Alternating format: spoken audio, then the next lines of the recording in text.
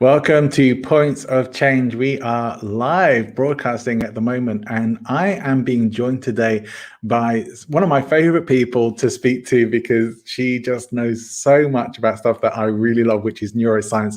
Her name is Lauren Waldman. She is known as the Learning Pirate. You're going to get to meet her in a bit. If you're able to join us live on the show and you have questions for Lauren about the latest neuroscience developments in terms of learning and understanding, post them in the chat box. Maybe we can get to them. And if you can join us, even if you're on the replay, I hope you'll enjoy the show. I've spoken to Lauren before. She's incredible. She knows her stuff. And we're going to have a really interesting chat. We'll see you in a moment after the titles.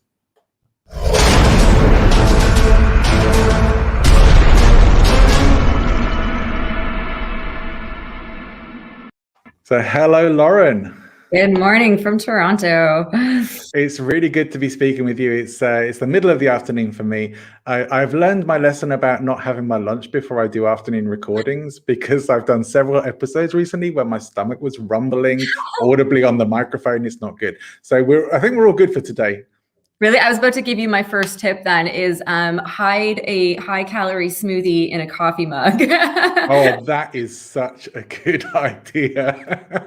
And then hope that your teeth don't turn blue while you're talking. I'm definitely going to do that. I love it. So thank you. That's a great point. Now, today we are talking, all my boxes have disappeared for some reason. Today we are talking about neuroscience in terms of learning and development. And so that's what I want to get into. You're such an expert with this stuff. I'm sure there's been some new stuff since we last spoke. And so maybe that's a good place to start. What are some of the latest things coming out in terms of understanding for learning and development in neuroscience? So, I mean, even as I'm speaking right now, there are scientists and, academics and researchers who are finding more and more out about the brain that is influencing what we can do in the world of learning and development.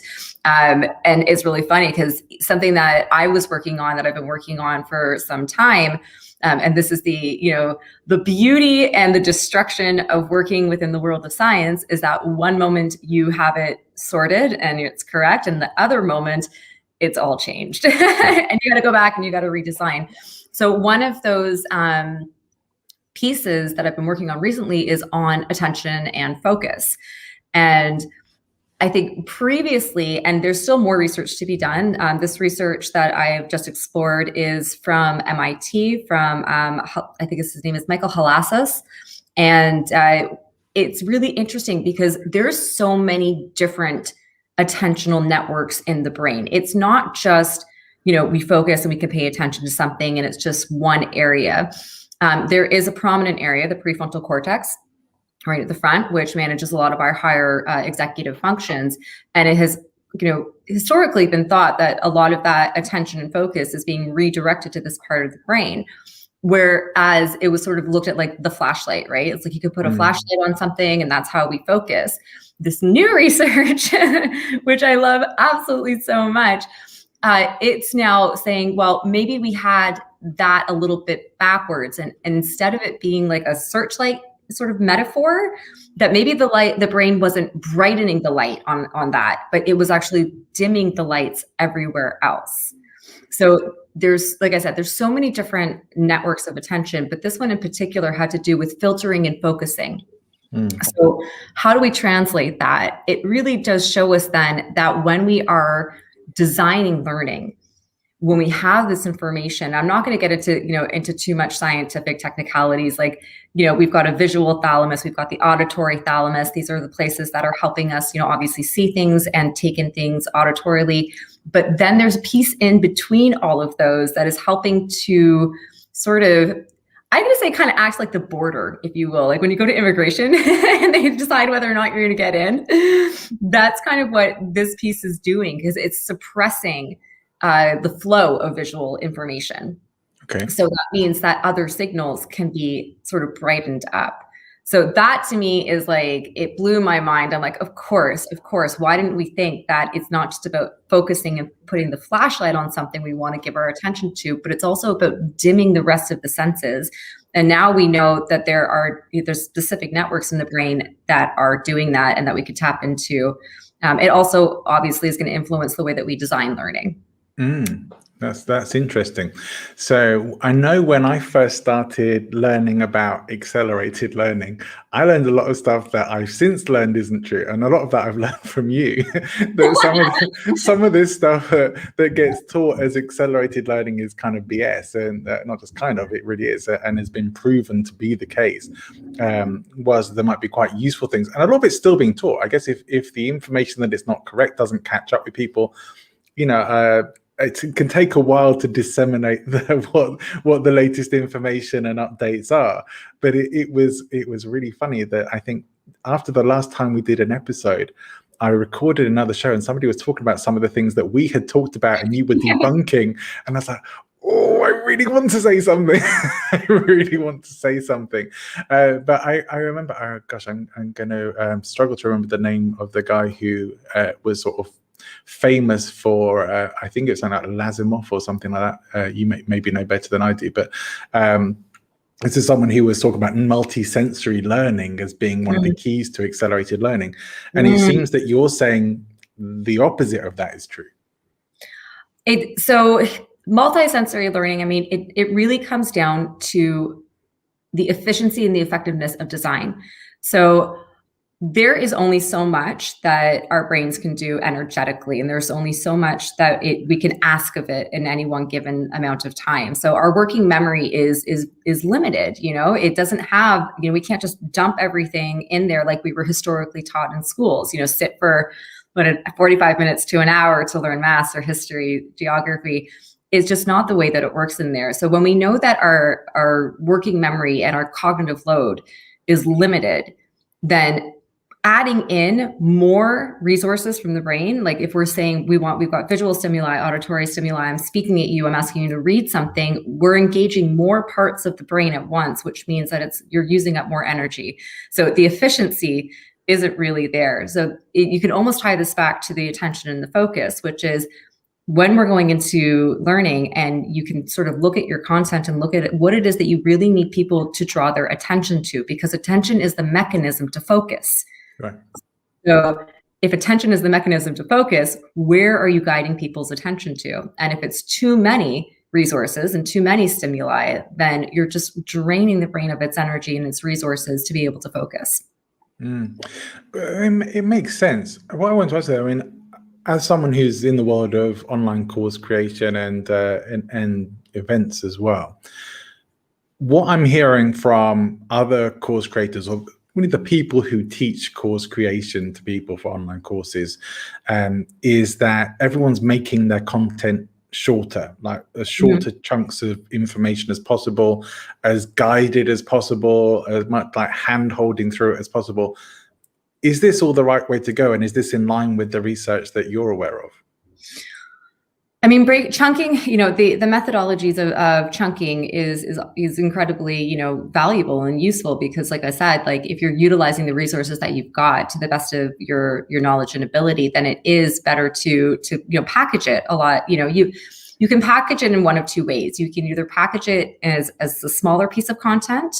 So, there's Dr. E.T.L. Jor who had a phenomenal example of the game of Jenga, which is if you look at your content as a one big game of Jenga, if you started pulling blocks out, does the learning collapse? If it doesn't, then you can probably keep taking things out until you've really zoned in on the attention and the focus. Now, that being said, course creators, what I think where we all miss out on, myself included, is we don't get to decide how somebody engages with our learning once it's on their side of the screen.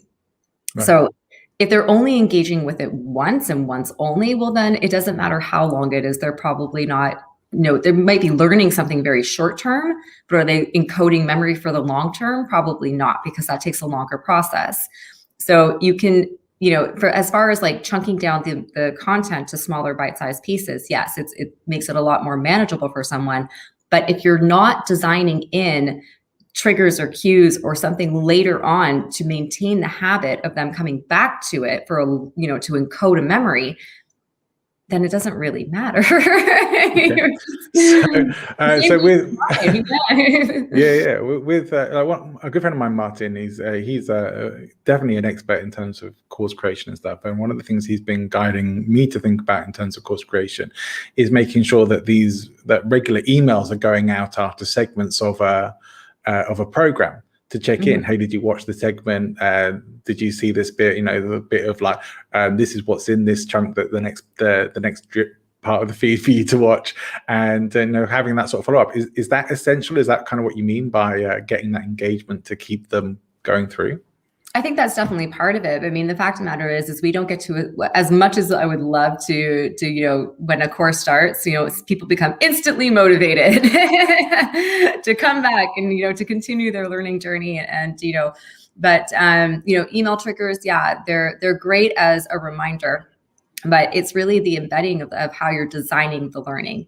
And that's where I really focus in on, is how do we design the learning for more efficiency and effectiveness, for the encoding process of the brain. So I think when we talk about, learning, it's not just learning, it's learning and memory. Right. Learning doesn't, if you haven't remembered, if the brain can't encode it or retrieve it, then you haven't really learned it, to a permanency that you can continue to use it. And then it's a matter of, especially if you're looking for a skill or a behavior, depending on the skill, it might not take as long as others. If it's like a motor skill, or maybe it's something else that you have to do. It's really, there is no set time per se for how long it could take someone to learn. That being said, we know that to see visible changes and structural changes in the brain, you do need that repetition. You do need sleep intervals, because memory is consolidated while we are sleeping. And it does take time. So if you are putting a course out there and you think that, and I, with my courses and with every conference, and to anyone watching right now, you're going to learn nothing from me today. Nothing. I put that right out there. I get onto a stage to thousands of people. I go, you're going to learn nothing. Enjoy the ride. Chase your curiosity, but it just doesn't work that way when it comes to how we encode memory. So, that's kind of the long answer, the short answer to a longer question. But yeah. There's so many ways that we can engage our learners to bring them back, to help them encode. You know that I love this area, and I'm certainly not as deep into it as you, but I love reading about it. And I remember one of the books, I think this is from one of the books that I read a while back. It certainly sticks in my brain as being a book called How We Learn by Benedict Carey. I don't know if you know that book. I know it. I haven't read it. Going to admit that. Okay. So it doesn't matter that you haven't read it, but one of the things that he talks about in that book is this thing about making sure that you test what you learn. So he talks about the review thing. He does actually talk about the sleep thing as well. And I'm sure there are probably a lot of developments since that book came out that, if he was doing a new version, he would maybe he will revise that book. That testing was a really great way to make sure that you are actually remembering the information. Would you say that's a good tool to bring into course creation?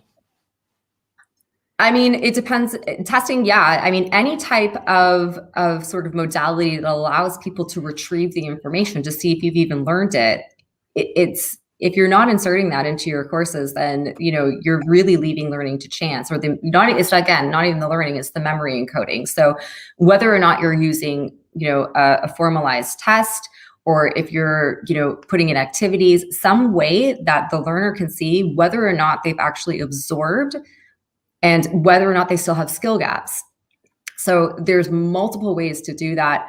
And I say, I even take it sort of a step before. So I am a massive advocate for obtaining the skills of metacognition, which is enabling people to think about their own cognitive processes.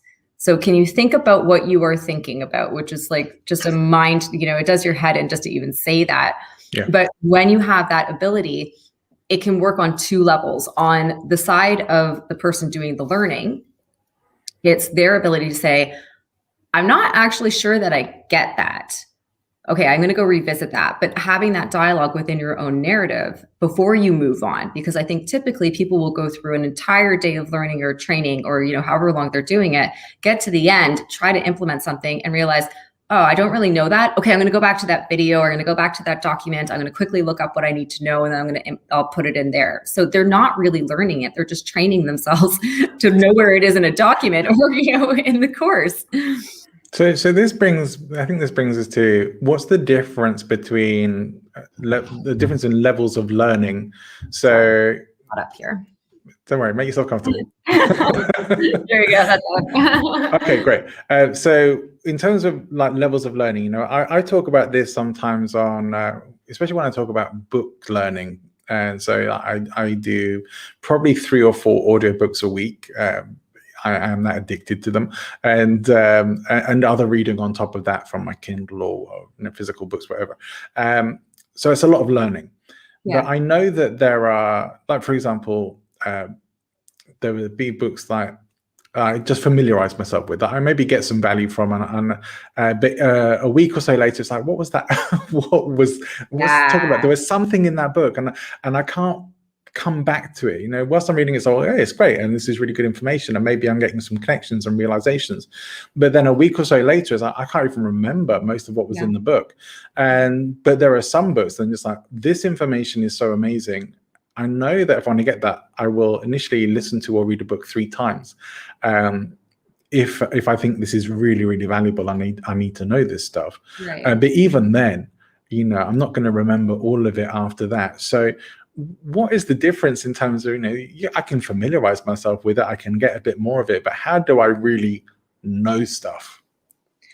So, and this is something that I struggle with as well. I think we all do. And it's, again, so let's take, the premise of the book. Most of us will read, we can get to the bottom of a page and we couldn't tell you what was happening at the top. So again, how are we monitoring ourselves as we are going through that process, right? So I've now learned it might take me longer to read that book, but if I really want to absorb, then I'm not going to first of all, I'm going to chunk out my reading time as well. So I'm going to say, okay, I'm going to designate myself to this particular chapter, and I go back, I reference, I'm taking notes, I'm taking page references as well. I'm one of those people, it's my book, so I write in it. I know that's like a cardinal sin to some people. Yeah, no, I write in, well, not in fiction books, but in nonfiction, I certainly do, yeah. Yeah, and most of what I read is research, or even so, like if you were to see any one of the white papers that are scattered across my floor at any time, they are just littered with notes or pictures. I take condensed notes that will show me how I'll do the page reference, but then I split my page up. So I've got the page reference, a quick reminder as far as the language, and sometimes I'll just draw myself a quick picture.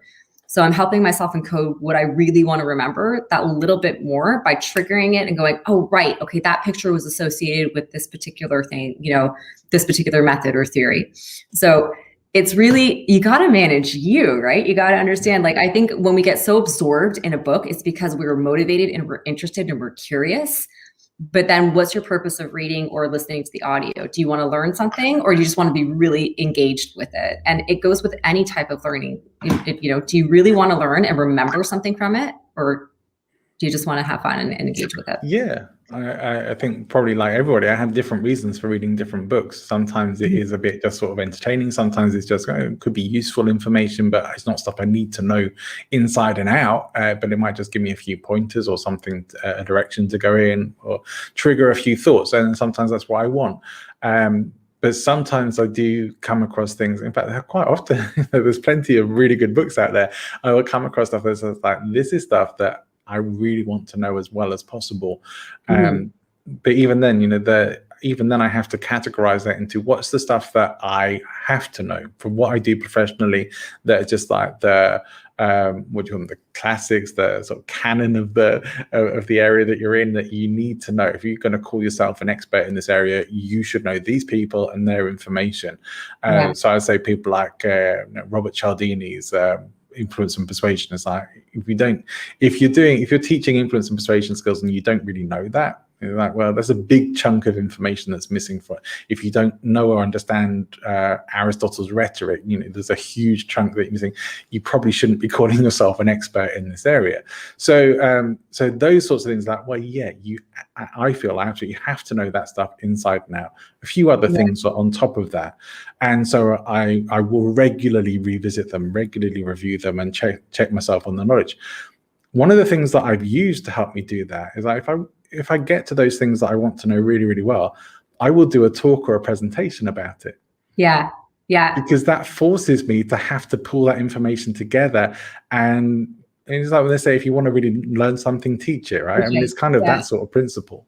Yeah, no, and it's a great one. It's an absolute great one. I mean, everything for me when it comes to learning can be an experiment, right? With the air of caution. So reteaching something to somebody else is an incredible way to do it. I say when you're doing that, though, you have to be incredibly, depending on what it is, right? Like, I mean, the information that I hand out is highly sensitive, when we're talking about the brain, and it can be used in a, if I don't translate it accurately, and if I'm not 100% confident in the way that I'm delivering that to other people, then that misinterpretation can do a lot more harm than good.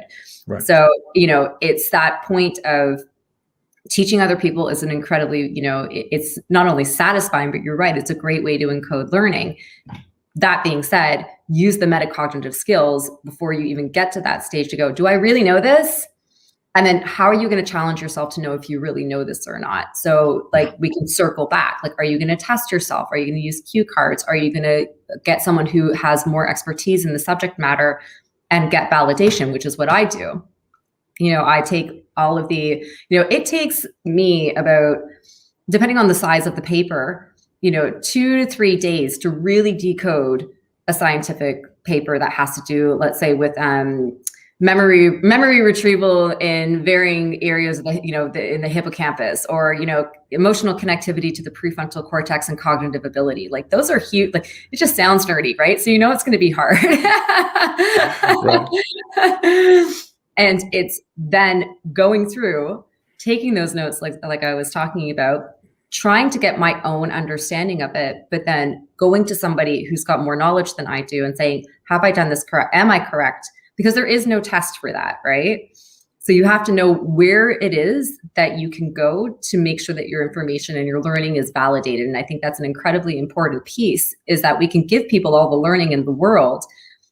But then what we find, and this is like very well researched in metacognitive studies, is that we as humans, we either highly overestimate or underestimate our abilities. Right, Dunning-Kruger, yeah. Yeah, so that means that, okay, I either really think that I know what I know and I'm overconfident, or I actually doubt what I know, but I actually do know it. So how do we actually embed these like sort of, tests or like feedback or whatever it looks like? How do we embed that, or have the sort of self-awareness to be able to go seek out the clarity and the validation before we go and teach others? It's a really fascinating area, and well, for people who are interested, it's a fascinating area. So some people might listen to this and think, oh, what are they talking about? But if you are interested in learning and being a better learner, or you're interested in teaching, I think you need to be paying attention to these sorts of things right now. I'm curious though. I mean, one of the things I do find benefit in just passing acquaintance with certain bits of knowledge and information that I don't need to know it really well sometimes, but just having an introduction to it, even if I'm not going to remember it a bit later, it just maybe fits in with some stuff, or seems to add to the general sort of sense of knowledge. And I probably will take maybe a few bits will stick in my memory, but certainly not a whole book's worth. But it can really add to the conversations that you have. It can expand the that you could talk about. It can make connections with some other things that you're doing. It fits into the sort of mental network in a bit of a different way to me. Even things like Blinkist, Blinkist, where they have these sort of they summarize books into about 10 minutes worth of information. I know that I do know people who utilize that instead of reading books, which to me kind of sucks. It's like you must be missing so much. Like, if every book could just be 10 minutes long, there would be no there would be no need for all the rest of it. So clearly there is other stuff in the book that like sets context and maybe puts things into, but you're also relying on the person who is putting the blink together is actually pulling out the most pertinent bits of information from the book, because maybe they're not.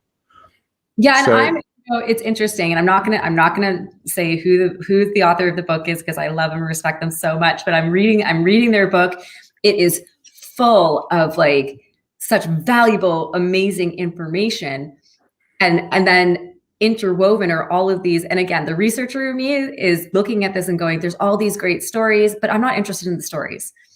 I want the hard learning. I want the hard fact, right?" So I haven't actually engaged with Blinkist. I know of it. It's like the Coles Notes version, those little books that we all used to get in high school when we didn't want to read Shakespeare. But again, I think it really does come down to what is it that you want to get out of it. If you're only taking the highlights, then what are you missing that led up to that? And again, if you're looking at things that are non-scientific or like nothing that is methodology, theory or method or whatnot, then maybe it's okay. But if you're playing around with something that you're going to start implementing into your own work, into your own learning, into your own life, you probably want a little bit of more back end to that. You need contextual relevance.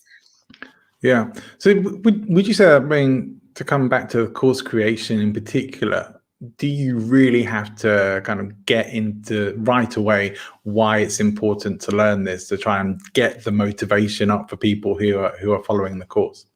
I think that's on the owner. I think it's both sides, right? There's ownership on the course creator to understand who it is that they're catering towards, and what it is that they, what is the purpose of the learning, and what are the memories that you want them to take away to support that. But on the other side, of course, it's on the ownership of the learner. So, in a individual setting where you can choose and you've got that motivation to engage and chase your own curiosities, that's one side. You go into organizations when learning is being mandated and the motivation is completely different, right? No one likes to be told that they have to do something. Sure. So now we're looking at a completely different beast of how do we keep people motivated? Well, we actually don't. We can help. And we can sort of point out the whys, if you will. But at the end of the day, we don't have the magic wand that we can go tap onto everyone's, 45,000 people in an organization and be like, you're all going to behaviorally change today because we need you to, or because something in our internal culture changed. It doesn't work like that. So, two sides of the coin. We can definitely design to show people the value and to put in our narratives and the messages and to make it contextually relevant. But that also takes a lot of intentionality, right? And when you're designing for, if you're a course creator and you're putting something up that's going to be seen by thousands, millions of people globally, you don't necessarily have that luxury. Right. You don't know what that is. We can only do the best of what we can do, and just be like, when I'm designing a course, when I'm designing my own content, I've got a lot of good messages in there, which is like, if you Netflix this, you're not going to learn anything. Go for it. Enjoy it. Binge watch all you want. You won't learn anything. There's a way to facilitate the learning as you're course creating that guides people into the proper usage of your material. Right. So should a course creator, if they have the opportunity, always drip the content rather than create that opportunity for binge?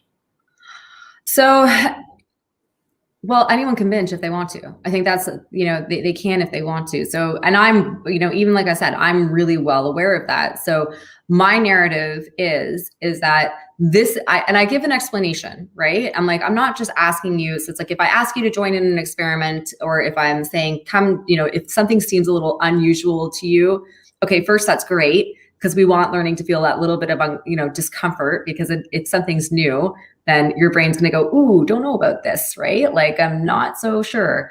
So I want that, but I'm also narrating the facilitation of it. So I have designed this with intention and purpose because, and I'm telling my learners, this is why this is the way it is. I'm not just dumping content on them and saying, go for it, do this activity, watch this video, go talk to a friend, get into a chat room, be on the community. But why? Why have I intentionally put these things into this course to help you? I can't decide what your why is, but I can tell you what mine is. Yeah. Yeah, I think the best we can hope to do is stir the motivation and set things in place, as you say, that hopefully do encourage and seem to be the right things to do. But you can never guarantee end user responsiveness, unfortunately. Right. One thing that I do know is that even in the world of online courses and the likes, still the vast majority of people who buy these things never even start and certainly don't complete them. Yeah. Are you kind of aware of those statistics, and do you have any sort of insight on that? It's really interesting. So I don't have the stats, but the current research that I'm doing, I've sort of gone over to the behavioral sciences now as well, to really sort of look more deeply into the behaviors of learning. And it really has to do with, learning in that context when we're so highly motivated, we click on, we sign up, we give our money, or, we're in our organization, we're like, yes, I'm going to learn this because it's going to make this job so much better. And then the habit isn't formed. So you can have really high motivation at the beginning, and you might, download everything that you need, and then you just forget about it entirely. So I think it has to do, and this is, again, I can't speak too much on it because I'm still learning this myself, but it really does have to do with the three factors of your motivation and, your motivation and your ability. So, and are you forming a habit around your own learning? And what does that look like, right? So this is something I'm really interested in right now, is in the behavioral science of habit formation, because obviously we have very firm beliefs and behaviors around learning because of the way that we were brought into it, and probably throughout our times in various educational institutions. But then there's a matter of creating the habit of learning. And I think that's something that I'm really excited to further explore, and then to start integrating into the work that I do. Yeah. I think that's it's an interesting area. I think when I very first, I talked about the sort of very first learning of accelerated learning sort of stuff, and how much of it was probably pretty much rubbish and has been debunked since then. But one of the things I think that would often get said, and I don't know if it definitely came from that, but it was certainly in with those sorts of things, was that it takes something like 15 days to form a new habit, or other people say it takes 30 days to form a new habit, which has always seemed to me to be kind of bullshit and not really the case. Is there any sort of what you come across so far, really, don't say to give any guidance to how long habit forming does take, or is it really state dependent and individual dependent, as I suspect it might be? Yeah, it is, right? Because there's so many, so I would highly, to anyone who's watching this, or watching it later, I would highly recommend you look at the work of BJ Fogg. And he has a book called Tiny Habits. He is a brilliant Stanford professor who had, I think at this point, probably over, I'm not sure if it's 40,000 or something, absolutely like a ridiculous amount of people who he is taught in this methodology of tiny habits. And I think when it comes to habit, what I've learned from BJ is that, and it's so crazy, because everything that we learn from the sciences, when we then say it and we like deconstruct it, it's like, oh gosh, that seems so intuitive. Like, of course that makes so much sense. But it's about breaking things down into things that we can actually do, and then we have the ability to do it. So do we have the motivation? Motivation is very hard to anchor a habit in, right? Because it's like everyone's got a different scheme of motivation. But what BJ says it goes into is, where do you then stand on your ability? And I love that. How can we make it easier for ourselves to create a habit? And what I love is one of the examples that he gives, and one of the ones that he first experimented on himself, was with flossing. Most people don't there's some people who are like religious flossers and they enjoy it. They love their dental hygiene. I'm not one of them. And BJ wasn't either. So he took that and said, I'm not motivated to do this, but I have the ability to do this. So how do I make it easier?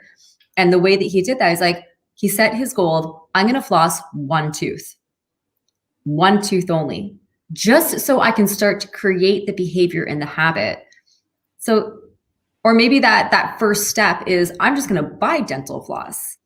That's my first step. And then celebrate that fact, because those are the small pieces that will, then become the larger.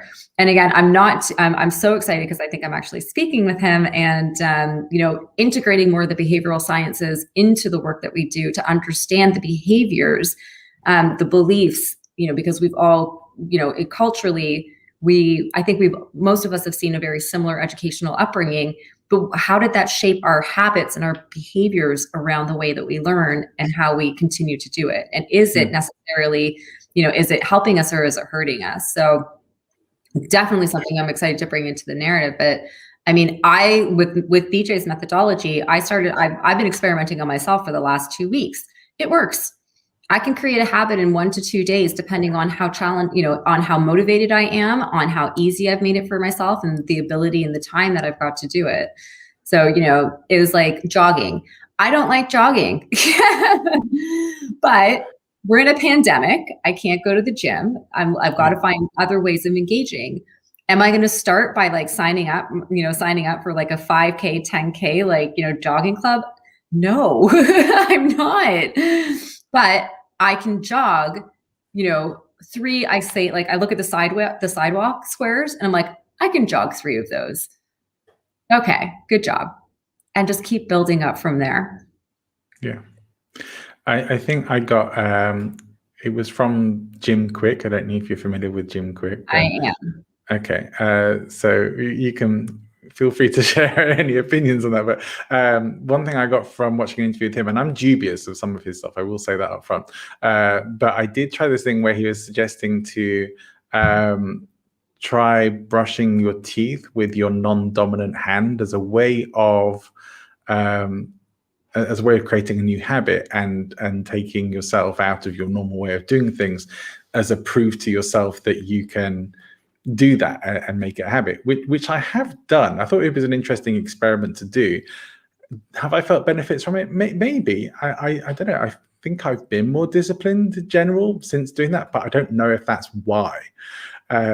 So I don't know if you have any thoughts that you're willing to share on this. I've tried. So, I mean, I like to play with that world of omnidexterity.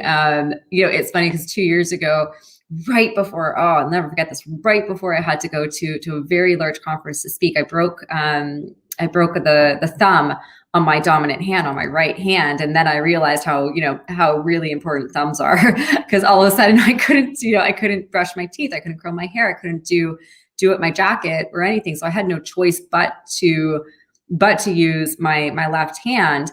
And so that whole brushing teeth thing, okay, first of all, if you haven't done it with your non-dominant hand, you're going to be brushing your cheek for like a good day or two. Your nose. Well, I have an electric brush, so thankfully that didn't end up being the case. But So I love it as a way to stimulate a different activation in your brain and to sort of use different pathways and to create different pathways. I love that because, what we see, especially when it comes to ailments, and this is why neuroplasticity and synaptic plasticity is so important, is when there's a deficit in one part of the brain, as we see, whether it be in stroke patients or, when there's a lesion somewhere, there are cases where the brain can reallocate resources to its counterpart on the other hemisphere, and it can start working, right? So we can learn how to work with our non-dominant hand, which is just crazy and amazing because we're creating the neural pathways to allow us, to do that more effectively. As far as, the correlation to it becoming a habit, I can't speak to that. I'd say it's a fun experiment. Anything that you want to try, it's always a fun experiment. But as far as the efficacy of the neural pathways and sort of like training your brain to be able to do things with that side, it's a great experiment. And it's just another way to really engage and challenge your brain, which I think is always a wonderful thing. Like learning something new and keeping the brain your brain is meant to learn, it keeps us alive because it's continually navigating everything around us. Like if if a wrecking ball were to come through or my wall right now, my brain would instantly, it would like do everything it could to keep me alive right now. So, training it in multiple different ways, always, it's always fun to do that and to keep it stimulated. Yeah, to me, it makes very little difference whether to any outcomes, whether I brush my teeth with my left hand or my right hand. But the practice has become habitual. I don't think about it. It's just what I do now because I've been doing it for so long. If the benefits of it are that I've become more disciplined as a result, great. Thank you, Jim Quick. If that had nothing to do with it, well, either way, it's not done any harm. But it's been interesting to sort of go down that path. I do wonder if there's an element of suggestibility on that. Just like if you tell someone this is going to make you more disciplined and you do it, it's like, well, okay, you're doing that thing and you think, I'm doing this, so I must be being more disciplined now. I don't know. The honest answer is I don't know. It seems to have had that effect on me. That's what seems to have happened. Those are my results, but they are anecdotal. That's all. Yeah. Not the most scientific of experiments. Well, I mean, I would challenge that to say, it's like, if you think that doing that has made you more disciplined, then it becomes a matter of, if you believe that you have now got that behavior ingrained in you, transfer it. Yeah. Can you transfer it? If I think I've become more disciplined in this area of my life, and so let me see if I can transfer it into another area. So if the goal was discipline, are you now just like really well conditioned to brush your teeth with your opposite hand? No, I've been finding myself being more disciplined in my daily life, but I know how much of that was because of that, and how much of it was just because I set the intention and started taking action on being more disciplined. I couldn't tell you. Maybe nobody could. It's probably an unanswerable question, but that's where things have gone. So yeah, I think it has sort of transferred, even unintentionally. But then it was something that I wanted. But what I do want to ask you, you do work with people on helping them create courses and make them as good as possible with the latest research. Mm-hmm. What are the things you maybe commonly still see people getting wrong when they're constructing courses for people? So I always say that as a sort of a designer and an architect of learning, it's our part of our role is to not only feed the brain, but to protect it. And so that kind of comes back and circles back to the overwhelming amounts of content that are being trying that people are trying to get in there, and then the way that it is organized, right? So if there's sort of two camps. You can either, like the Jenga example, take out the blocks, does it fall apart? Or if you absolutely must have all that content in there, can you package it to be more helpful for the brain, to not to be too overwhelmed? Can you redirect attention? So I'd say, some of the things like that I've seen are, you're throwing in way too much content in too short of a time. So you might have said, oh yeah, I'm going to put a micro learning together or a nano learning together, and it's only going to be 5 minutes, but I am going to load as much as I can into that 5 minutes possible. Then what? So overuse of content. And then it's also, like I said, not managing the cognitive load. I think that people want to, they want things to look they want them to look really sexy and like fun, and they want them to be engaging. So they add in all these colors and different fonts and music and GIFs and everything that you could possibly imagine. Right. But you're completely distracting from the fact of what you're wanting someone to learn or what you're trying to help somebody learn. So it's utilizing, again, you're overwhelming the cognitive load, which means the working memory is just like, it's just going to be full way faster. So you got to start to scale back and really protect that, right? And then the other thing that I see is that when you're not designing with like absolute strategic intention, then you just have content going all over the place. You want to talk about, real estate. You want to teach people how to get into the real estate market. And you're just like, everything that you could possibly do, you do your own brain dump onto someone else's screen or page or whatever, without being incredibly intentional and focused on what it is. What are those real learning? Like, what do you want someone to remember?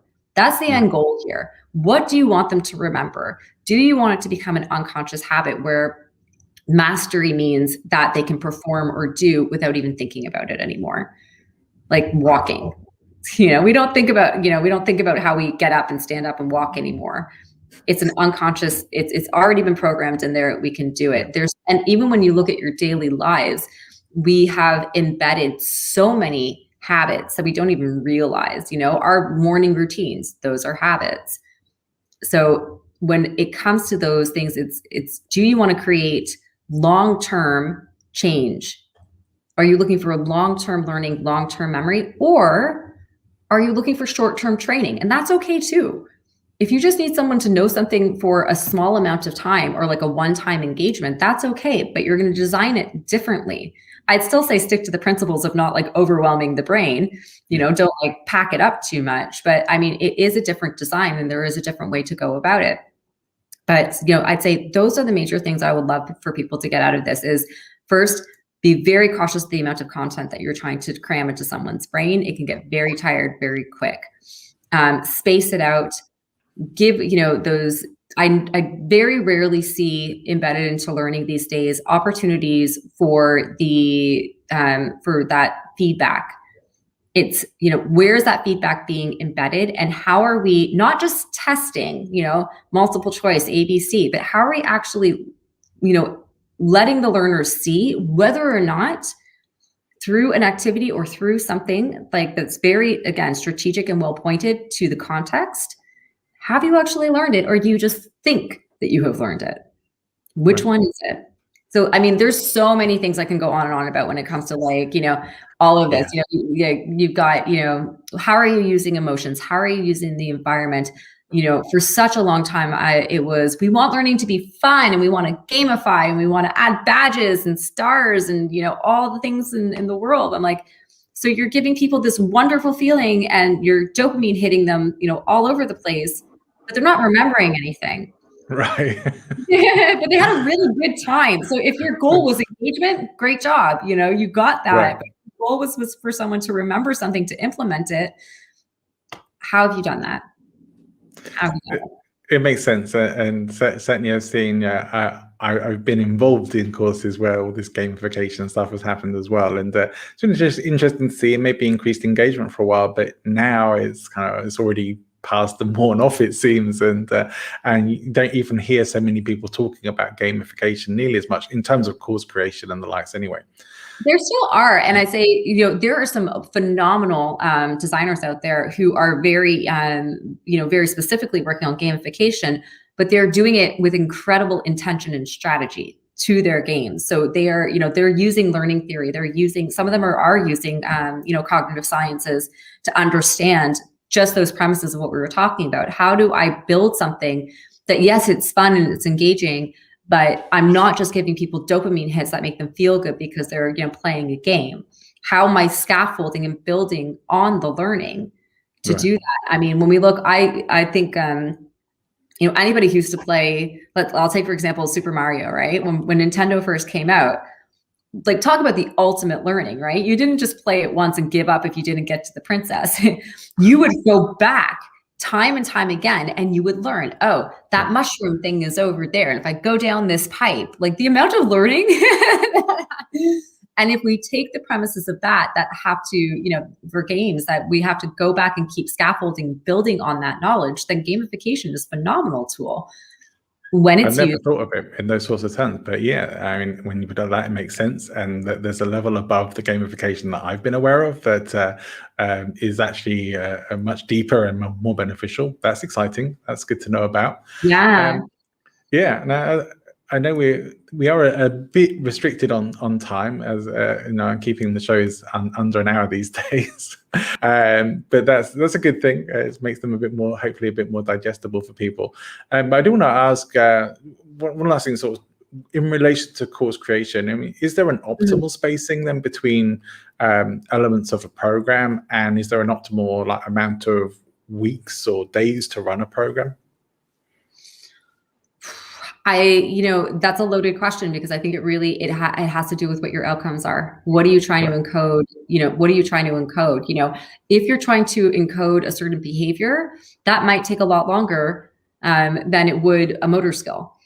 So there is no, necessarily a set time. Every, people we've seen through MRI and fMRI scans, when we look at something like how is the brain changing, how is it physically changing when it's engaging in certain activity, sometimes it can, it takes 3 to 5 days, but other times it takes 6 to 8 weeks.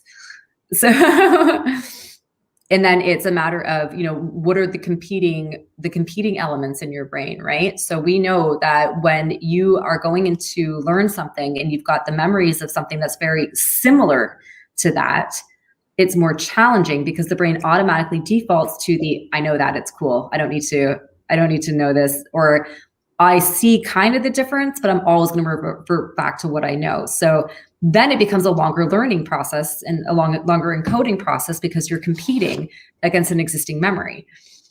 So right. There is no one good answer for that. Are you supposed to, if you practice, what is it? The 10,000, you do something 10,000 times, you become an expert at it. Yeah, well, probably. That's great at what they do. They practice. That was the Malcolm Gladwell thing, right? 10,000 hours. Yeah. Well, it makes logical sense. If I really wanted to be a phenomenal tennis player, I'm going to go on that court and start, hitting things across the net. I'm sure I'm going to get one's going to land, and eventually at the end of the week, something. I taught myself how to very poorly juggle, but it took me, a couple of weeks because it's a motor skill. I remember you were teaching us to juggle last time we spoke. Yeah.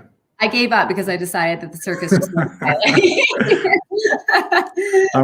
I'm more of a flying trapeze kind of guy myself, Yeah, I got to the level of mastery I was happy with. I'm like, I did it 3 times. Great, forget it. I'm going to juggle. Yeah. You don't need to go on America's Got Talent now or anything like that. So. Oh, maybe for something different, but juggling won't be that. So we have a comment from Janice. I think there's a question in there as well for us. So let's get this up on the screen. So Janice says, as a teacher, I've learned so much about how I teach and how much I've crammed into my courses. Now I have insight how my students learn and how I change that.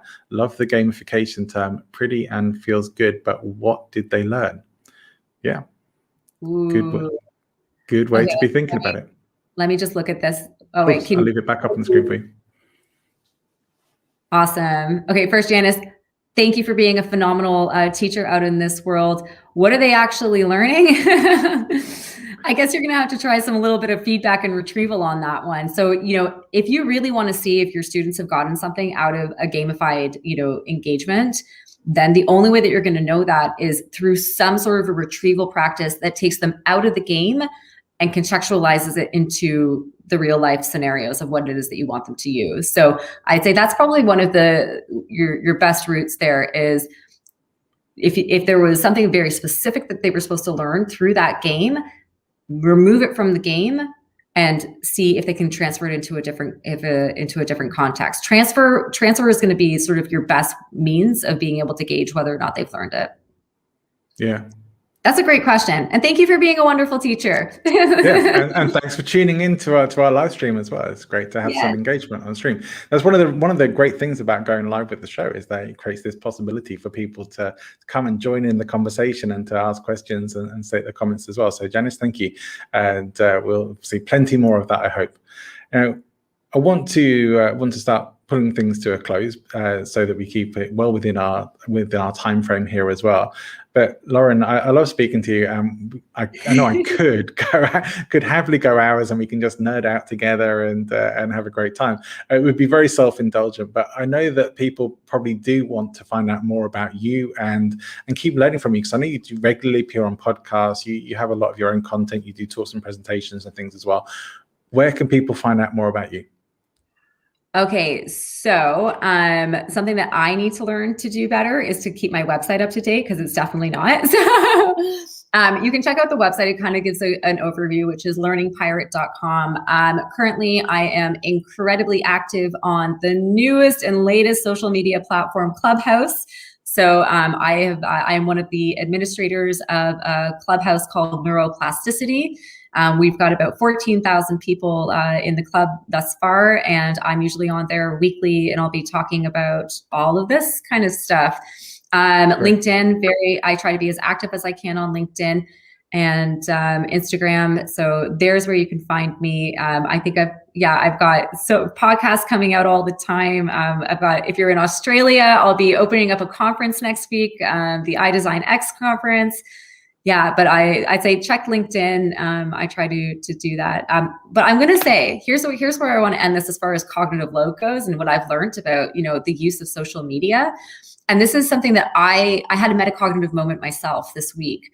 And it has to do with the pressure that I certainly felt, but to maintain your presence on social media and to maintain that engagement. And I realized my message when it comes to that and how people can find me is that when I really have something of value that I want to offer you, that's when you'll find me. But I'm not going to put something up just so you can see my face again. when I put something up, no, it's because I genuinely have something that's really great to share. We have a comment. Jenny says, thank you for the amazing collaboration. So much insight. I teach my students how to think about how they are. Janice, please feel free to reach out. I'm happy to support any teacher during this time. So don't hesitate to connect and reach out.